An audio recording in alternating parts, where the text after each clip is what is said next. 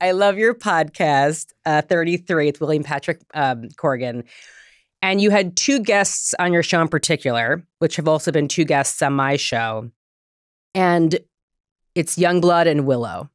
Two very special young artists. And you and I both obviously feel the same about them. Yeah. What is it about those two artists that you wanted to make sure they were part of your show? Well, it starts from the fact that I think that knowing that there's some appreciation in my work, you at least start with a common understanding, right? And I'm not saying I had them on my show because they're fans. I'm saying is at least when I talk, they kind of understand where I'm coming from. Right. I'm not the guy talking and they're like, don't really know what you do, but I heard from my friend you're good. So you start there and that you have a sense of common dialogue. And my sense of them as artists, how can I put it? I feel like we're in the same lineage, right?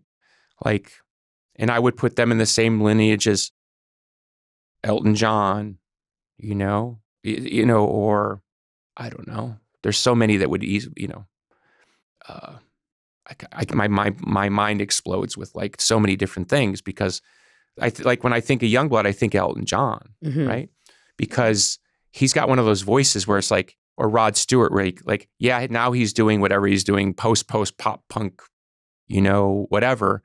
But 20 years from now, that guy could be, or 10 years from now, he could be writing Yellow Brick Road. Yeah. His version. With her, I think it's really interesting because, look, you start with the fact everybody knows the family name. Okay. Like, it's almost like, okay, let's set that aside because that's its own thing to navigate. I think what's interesting is, she's decided to voice who she is through the guitar, not exclusively, but that choice told me something about her, which is, yeah, I get it. You know who my parents are. Yeah, I get it. We're living in this different time and you're going to project whatever you want to project on me because of who you think I am. But my weapon of choice is the guitar. And I'm going to make a bunch of different statements, not because I want to make statements, because I want to express who I am. So I can kind of push you back off the line to at least make you stop and think before you jump into all that other stuff. You're going to stop and think about, wait, this is their own person, has their own things to say. It's a really weird analogy, Leap, but I always like to say, Cher is one of the greatest actresses I've ever seen because I was watching a movie once with Cher and I forgot it was Cher. Great point. So I think with Willow, and I'm not saying she wakes up thinking this is my sense from the outside, is she's doing a good job of making you forget who her parents are.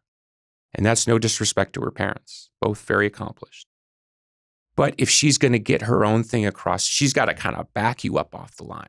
And I think it's really cool, like I did, she's chosen the guitar as that weapon because it has a way of backing people off the line in a particular way. And the fact that she comes at it with a particular aggression, a different generational set of ideas, where almost everybody else in that situation, and of course she had her younger version of it, would be like, okay, right, here's the super pop producer, it's all lined up, and here's the auto-tune, okay, go. And all you got to do is do the rest, and, everything will line up. And she was like, nah, I don't want all that. Now that's my sense of it. She stepped away from it, yeah. That's my sense of it, so I don't want to project on it because I think you have to be careful of that because you can tend to make a lot of assumptions about young artists.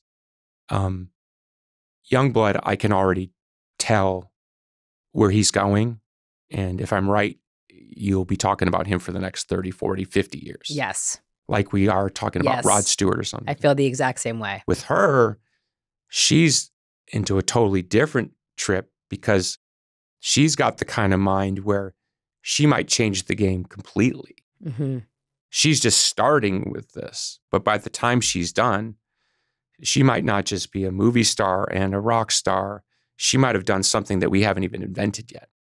That's the power where and when she puts those pieces together, then the family, then the assumptions, they become additive, not, I want to, it's like, how can I put this? I want to say this very sensitively because, I want to respect the privacy part. When I was prepared to interview Willow, I knew exactly what I wanted to talk about, and it was only about music. And then somebody chimed in from her world, and I understand why. And they were like, we'd appreciate it if you didn't talk about, let's just call it an ex. And I was like, I know why you're asking. I'm not even there, but I understand why they have to do that, because invariably somebody's going to sit there and say, it's really cool what you're doing. But by the way, let's talk about, that's why she's got to back people up. Yes. And we went through it in our own way. 92, you put out your stuff. So you guys are from Seattle, right? Mm-hmm. You know, how do you guys feel about Nirvana? Mm-hmm. Not now, 92. It's like, back up, motherfucker. We're the Smashing Pumpkins. We're from Chicago. We're going to do our own thing. So to have all that pressure, and my friend Lisa Marie Presley, she went through it. Of course, Francis has gone through it. Cobain has gone through it. You know what I mean? Yes. I really get it. And I really respect her for that, because that shows real heart and ambition. Those are two things that if you put those together, that one's unstoppable. It is unstoppable. And I'll never forget seeing the Pumpkins and seeing her come on stage.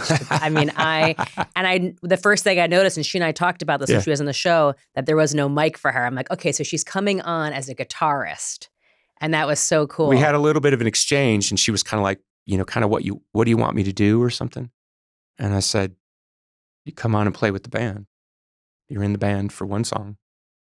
And that's just the way we roll. Like, we're inviting you to join the Smashing Pumpkins for one song. Yeah. And she was like, oh, cool. She's awesome. As opposed to, you know, hey, everybody. Right. Please She's the real welcome. deal. Right. She's the real deal. And what was cool, and I've seen it happen a few times, Chino Moreno it happened to, and it's happened to me, like when I played with New Order and suddenly I'm playing with Joy Division. You can see the kind of recognition, like, oh, it's a little different up here when you got Jimmy. Yes. And you feel that. And they kind of do this thing like, oh, fuck, this is interesting. The magnitude of it. Because on stage, we're a little bit more visceral. Yes. And you could see people kind of go, all right, interesting. So I was paying close attention because I was waiting for the kind of the recognition. And once she kind of relaxed and leaned in, and she was like, I'm just up here to rock. Yeah. I'm not up here as Willow Smith. Yes. I'm up here to rock with this band. She was so honored, and she worked, she really practiced. She was nervous. She did great. She's awesome. She did great. Because put it this way, that space, the Pumpkin space, we are not, hey, are you okay? Mm-hmm. You know, what can you need a latte? Right. We're like, there's your mark. You're kind of over here. I'm kind of over here. Go. There's no hand holding in the Pumpkins. Yeah. If you think about it, it's our way of showing respect. Of course. You belong up here with us. You got this. Hit it. Yeah. A really cool conversation you had with YUNGBLUD, which I thought was so interesting, was, you know, he was talking about, he has so many influences. You know, he loves The Cure, and he loves the Sex Pistols, and he loves Green Day, and he loves Gaga, and, you know, he's got so many influences. And he has this ability on one album to sort of, one song is one vibe, another song's a different genre. And you were saying how in the 90s, like, you would not have been able to do that because it would have come across as inauthentic because you weren't one, because of the purists of the 90s, you have to be one thing, and that's the only way to come across as authentic, whereas he now has this freedom to sort of wear all of his influences on his sleeves. The way they did it in the 90s was irony. Like, now I'm doing my French trip. Right. Now I'm a DJ. And I get it. It was kind of a cultural concern. The Beasties, in their own way, probably started it, where it was like, well, why are you guys suddenly sound different? Well, we're just having a laugh. But behind the scenes, people had obviously worked very hard to find variance in their game. Now that kid's built for this world that's coming, because if you can sing like he can sing, and you have access to what he has access to, and what I mean by that is resources. There's who wouldn't want to write with that kid, who wouldn't want to see where he's going. You know, he's in that rare list of people like a Joe Cocker or a Rod Stewart or Elton John, where the singer is the song. I'm not that type of singer. I have to write a song for this voice. That kid can sing the phone book. So it'll be very interesting because guys like that or girls like that, if they get it right, they ascend to this very rare place. It's hard to explain because it's like I just see it differently. It's like, wow, who gave you all that? Like Kurt, right? Right. Kurt could have been that guy, but he wasn't. But you listen to that voice and you're like, I hear so much in this voice, and he's singing, take me out to the ball game or something, right? He's also such a visionary. So he's the real true artist. He's pretty impressive. As you know, sometimes you meet people while you're interviewing them. He and I had never met. So there we are, press record, you're doing the podcast. And as the more I talked to him, I was like, oh, this kid can hang this kid could be in the Pumpkins, like no problem. Yeah. Like he ain't afraid. He ain't touchy. He ain't like sensitive. He doesn't need your validation every 5 seconds. This kid is like, he's special. He's, as we would say, he's a baller, right? He can dunk. And I have total faith in that kid. I mean, he is the real deal. He gives me hope. He makes me feel very optimistic about the future.